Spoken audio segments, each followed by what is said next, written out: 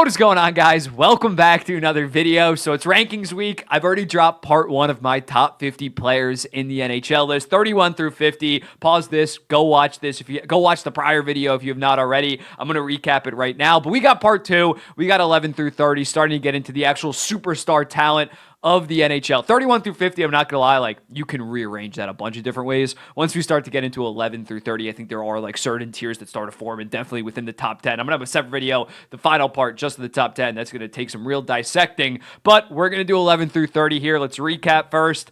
41 through 50, 31 through 40, and now it is time for us to dive into our 11 through 30. Again, with this most recent season definitely matters the most. I do factor in prior seasons.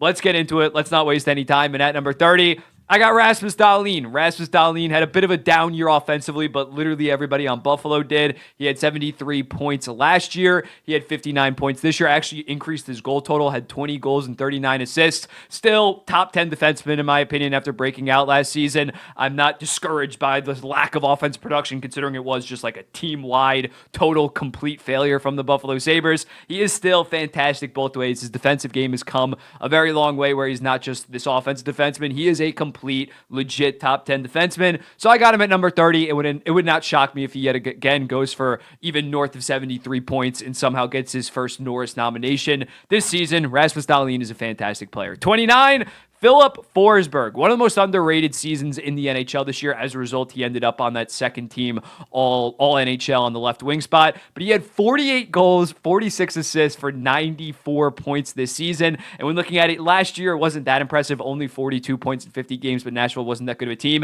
And then in 2022, he had 42 goals and 42 assists in 69 games. So when looking at this guy, 2 out of the last 3 seasons, he has been a legit, arguably top 20 player in terms of production. He was the main driving force of that line with Ryan O'Reilly and Gustav Nyquist, who a lot of people thought didn't have a lot of game. They also played great in their own right, but they thought that their best years were behind them, and as a result, Forsberg being the star of that line drove them to borderline career years, at least offensively. Filip Forsberg has slowly turned into, right off the rip, he was a very good goal scorer, but now he is probably a top 10 goal scorer in the NHL, maybe even knocking on top 5. He's 5th in Rocket Richard odds for next season, and I definitely understand why on that Nashville Predators team. Now there's some other goal scorers coming in, but Filip Forsberg is still fantastic. He earns a spot within the top 30. At 29, J.T. Miller, similar to Forsberg, elite, extremely elite this season, 37 goals, 66 assists for 103 points. Last year did have a little bit of a down year, but it was still point per game. And then in 2022, he had 99 points. So when looking at J.T. Miller, just such a great offensive winger, offensive center, what am I saying? Offensive center this year, him and Brock Besser. Is it sustainable what they did, considering they both shot 19%? I don't know about that, but going forward, he should yet again be around the 90-ish point guy, leading the charge for the Vancouver Canucks. He has just been a great player ever since he arrived in Vancouver, right around point per game since that COVID season. He's great. Just really like JT Miller. Not quite a top 25 guy, considering I don't really love maybe the defensive aspects of his game, but definitely deserves to be top 30 at this point, considering his track record the last 3 years. Mark Stone, a guy that is a fantastic two-way guy. I'm always higher on Mark Stone when it comes to these lists compared to others because of that defensive aspect. Even though, yes, he is injured a lot come February till game 1 of the playoffs, I think that is over-exaggerated. I think he would be able to withstand a full season if it wasn't given the directives from maybe somebody in the Vegas front office. But when Mark Stone is healthy, he is one of the best two-way right wingers in the NHL, around point per game. Maybe he doesn't have some of the offensive upside that even a JT Miller or Filip Forsberg have, or some of the guys that I eventually have ahead of him that you're going to see. But when looking at it, last year was on full display just how elite of a player that he is during that Stanley Cup run, and this season, yet again, was very good. I'm higher on Mark Stone. I definitely understand that, but I love his two-way game. Every single season, he's in the top 10, top 15 percentile in terms of even strength offense as well as even strength defense. Another very good two-way guy at 26. I got Mitch Marner. Great both ways. Puts up around 95, 100 point pace, playing mainly with Austin Matthews. The playoff performances do kind of lead to a bit of a slip here. I think this time last year, he was probably 14th or 15th on my list. He just continuously comes up a little bit short in the playoffs, and some of the other players that I've listed also aren't fantastic playoff performers, but Mitch Marner, still a fantastic player. If he stays healthy, He should hopefully be able to get to like 100 points. I'm just a little bit lower on him considering all the stuff. I think he would flourish. I think he would pop off in a different setting, but that's not going to happen. I think he needs to get out of the Toronto market. But right now, still a fantastic player, but I have him at 26. At 25th, William Nylander, dominant offensive season with 98 points, 40 goals. Did kind of tail off as soon as he signed that contract. He had 44 points in 45 games, so he was below a point per game once he signed that massive deal. But still, the way that this guy drives offense, especially in transition, with slow-ass John Tavares as his center for most of the time, is very impressive. And his shot has also come a long way. Now he's an amazing goal-scoring threat. So as a result, William Nylander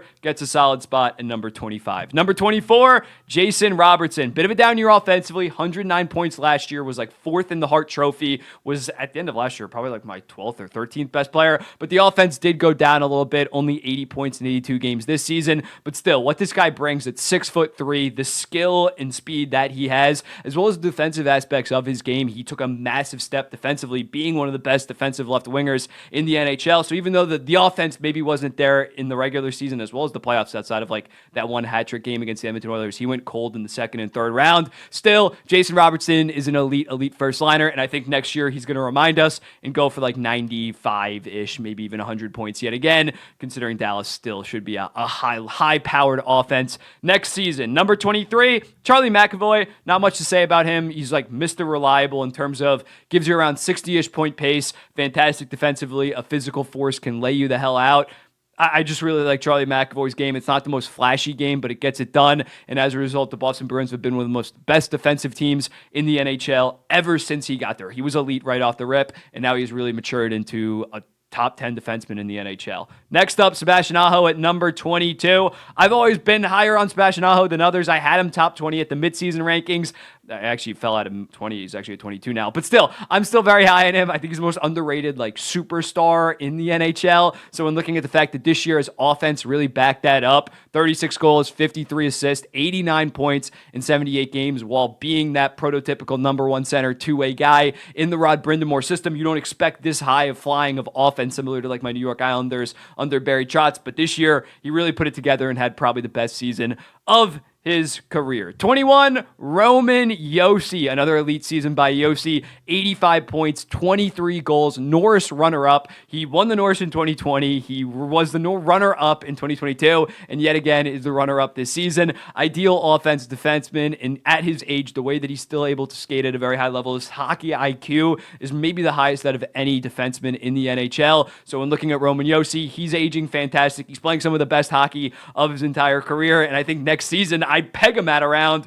85 points yet again, maybe even higher, considering they just added guys like Stamkos and Marchessault. So him on that top power play unit and just in general is going to be fantastic to watch. He is still great. Jack Eichel, number 20. Jack Eichel gets a number 20 spot this year. 31 goals, 37 assists for 68 points in only 63 games. He can't really stay healthy for the most part, but if he stays healthy, he can easily go for 40 goals, 50 assists, 90 points with ease. And his defensive game is also at a very, very high level. We saw it last year in the playoffs. This year was in like the top 5 percentile. Just the ideal 6'2", 6'3" physical guy. He's really improved his physicality in Vegas. He throws the body around, and as a result, he's a Stanley Cup champion and one of the best centers.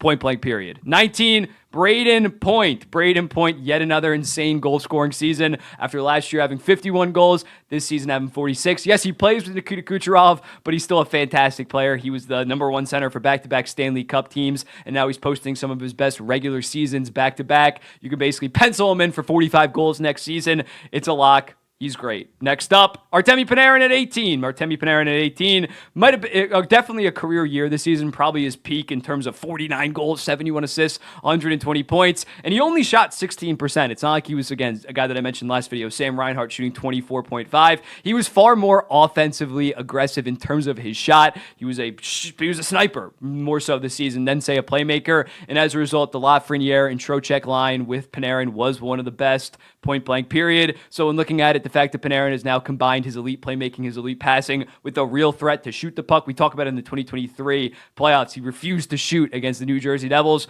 Now he is just more so of a complete player, not really defensively, but in terms of an offensive guy, it doesn't get much better than in Artemi Panarin. This might be his peak, but I think even next year he's still going to have like 40 goals, 65 assists. Not sure he's ever going to get to 120 given his age, but still amazing, fantastic. Going to give him his flowers. Pettersson at number 17, 102 points last year, and he got off to a fantastic start this year, 72 points in his first 55 games. Then it was speculated, we assumed that some injury kind of happened. He slowed down and just didn't look that good in the playoffs. But when this guy is healthy, he's a top 10 center. He's one of the best two-way guys, and even his production early on in the season, he was doing with like Ilya Mikheyev and Andrei Kuzmenko as his wingers. So hopefully Jake DeBrusk can really step up in Vancouver, because Pettersson has been highly productive the last 2 years with not a ton of talent around him on his wings. I know the power play is loaded, but Pettersson next year, yet again, should be around the 100-point guy while playing fantastic defense. 16, Mikko Rantanen, another 100-point season by the Moose. 42 goals, 62 assists, 104 points. Last year really proved that he's not a McKinnon sidekick. I always said that he wasn't, but when McKinnon went down for like 12 games, he was fantastic. He finished 6th in Hart voting last season, and at 6'4", 220 pounds, the way that he skates, the way that he play makes, the overall skill that he has, he's a just extremely hard player to contain. You really can't contain him. You can slow him down, but you cannot fully contain a guy like Mikko Rantanen. He's great. I keep on saying he's great or he's fantastic at the end of all of these. I got to stop doing that. Next up, Miro Heiskanen. Another great season by him. Wasn't as offensively productive compared to last year. He had 73 points the year prior, 54 points in 71 games. Still very good. Still around mid-60 point pace. But when looking at him, his defensive numbers actually weren't that impressive last year. He wasn't bad by any stretch, but he was just like average to above average. He was fantastic defensively this season. He was top 5 in expected goals against per 60 out of like non-bottom pair, like on great team defensemen, like when you adjust for ice time. So he was amazing in the playoffs, really good. I think he led the Dallas Stars in points. He played like 27 minutes a night. The guy is just an absolute delight to watch, both on the defensive and offensive end, and his offensive game has come a long way to make him a pretty easily a top 5 defenseman for me. Number 14, we got Krill Capriso. Krill Capriso checks in at number 14. I had him a little bit low in the midseason rankings because he wasn't producing that much compared to what I know that he's capable of. And then in the back half of the season, if you watch my awards predictions video, you know the stat line. He had 38 goals, 33 assists for 71 points in his final 46 games. That is 67 goal, 59 assist, 126 point pace. It's mainly because I started rolling out Kaprizov, Joel Eriksson and Matthew Boldy together, who was one of the best lines. But yeah, when Krill Kaprizov is on his game, he's basically a 50 goal, 60 assist kind of guy, maybe even 65 assists. I think next year is perfectly reasonable. That's what he put up back in like 2022. He had 47 goals, 61 assists, 108 points. And he's actually pretty solid defensively. He's not like, say, Nikita Kucherov or even Artemi Panarin. He actually has very solid defensive results and cares about the defensive end. So I have Krill Kaprizov checking in at number 13. Number 14, Krill Kaprizov at number 14. At number 13, I have Quinn Hughes, who won the Norris, 92 points this season, rightfully so, was the best defenseman in the NHL. I factor in prior seasons, so that's why I don't have him as my number 1 defenseman. Don't get me wrong. But when looking at Quinn Hughes, 92 points, took some steps defensively as well. He came in, was more so of an offensive, all offensive kind of guy. I don't think that he was like a black hole Tyson Berry level, don't get me wrong, but he has worked a shit ton on his defense, and this year he was very good defensively while also giving you 92 points. Probably the best pure passer defenseman in the NHL, the way that he outlets the puck, the way that he operates on the power play. He is an absolute delight to watch, and I really like him, but I have his brother ahead of him at number 12. I got Jack Hughes at number 12. Guy was the Hart favorite to start the season. 10 goals, 23 assists, 33 points in his first 18 games. Then he gets hurt. Then the Devils stumble. Then he also gets hurt, and they shut him down with like 15 games remaining. So as a result, he only finished with 74 points in 62 games. But I think next season, considering what we saw in 2023 when he had 98 points in 78 games, I think next season he's really due, if he's healthy, for 105 to 115 point season. Outside of McDavid, he's arguably the best player in transition in terms of offensive creation. Just such a dynamic player for me. and I think people are really going to remember how good he is when he doesn't have to deal with injuries, when his team performs far better. Jack Hughes is really due for like a re-breakout after his stock is now at like a 2 or 3 year low. He needs to build himself back, and I still think that he is a top 12 player, so I have him at number 12. Number 11, Adam Fox. Speaking of Mr. Reliable, I called that Charlie McAvoy that moniker. Adam Fox is about as reliable as it gets. This year, he would have been a Norris finalist. He maybe even would have won it if he didn't miss 10 games, basically the entire month of November. He finished with 73 points in 72 games while also being in the top 5 percentile defensively. And in the last 4 years, his Norris finishes have been 4th, 2nd. I think he should have won against Erik Karlsson. He was far better defensively. Erik Karlsson, defensive black hole. 5th in 2022, and then he won it in 1st. So the guy, as a full-time number 1 top pair, and even in his rookie year, his underlying numbers were fantastic. He had 42 points in 70 games. Like, when he actually gets serious minutes, he has not finished outside of the top 5 in a Norris. And I think next season, he's yet again poised to have a 75 to 85 point. He might really finally have that offensive breakout, because he's had, I think, 72, 73, and 74 points. He's been about as consistent as it gets, but I think next season, fully healthy, he can really emerge. Say if Panarin kind of draws back, Adam Fox might pop off, and he is still great. He just barely missed out on the top 10 for me, but I have him at number 11. So the finals is 21 through 30.